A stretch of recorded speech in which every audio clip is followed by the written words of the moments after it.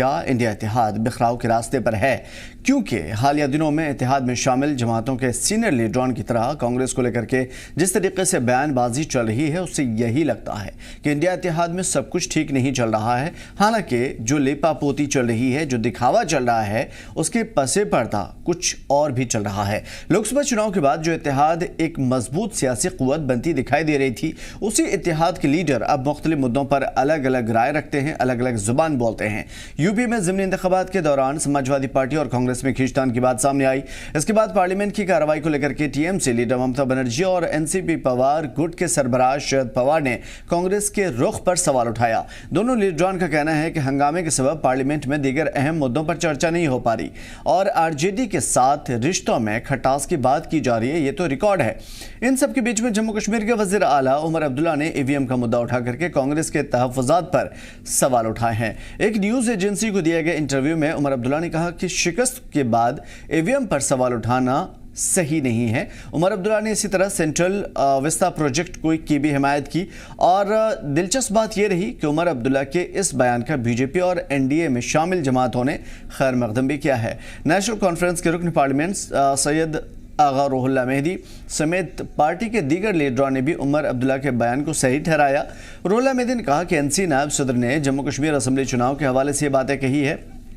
ताहम उन्होंने ये भी कहा कि महाराष्ट्र और हरियाणा के तनाजुर में इलाकाई पार्टियों की शिकायत जो आ रही है उसे गलत नहीं ठहराया जा सकता और मुतालिका इदारों को उसका नोटिस लेना चाहिए। वैसे राज्यसभा स्पीकर के अलावा दीगर कई मुद्दों पर इंडिया इत्तेहाद एकजुट है, लेकिन इसके साथ ही इख्तलाफात के चर्चे भी सामने आ रहे हैं और ऐसे में इंडिया इत्तेहाद की सियासी मुस्तकबिल क्या होंगे, इन सब मुद्दों पर चर्चा करने के लिए हमारे साथ मौजूद नेशनल कॉन्फ्रेंस, कांग्रेस और बीजेपी के नुमाइंदे हमारे साथ होंगे।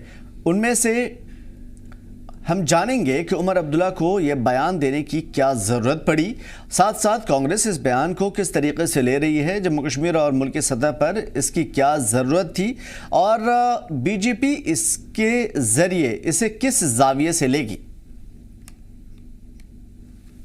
अपनी राय है, वो राय भी अपनी जगह सही हो सकती है। इसी तरह से दूसरे स्टेट से या दूसरी पार्टी से जब लोग सवाल उठाते हैं ईवीएम्स पे, उस राय की भी इज़्ज़त करनी चाहिए, एहतराम करना चाहिए और इलेक्शन कमीशन या जितने भी इंस्टीट्यूशंस है, जुडिशरी है, उन्हें इस क्वेश्चन को एड्रेस करना चाहिए।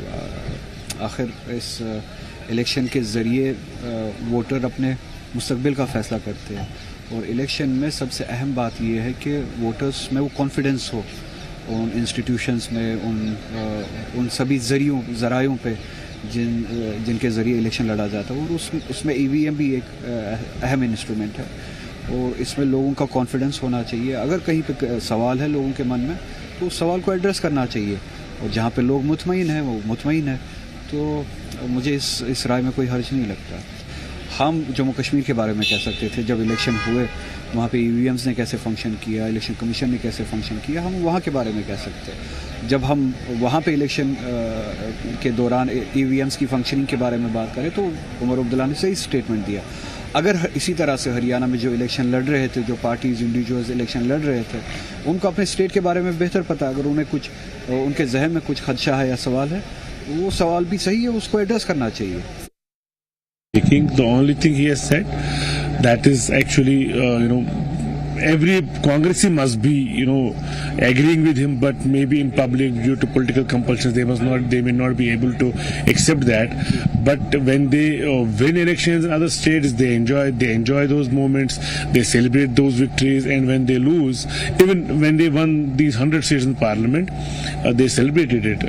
They claimed they have won something extraordinary.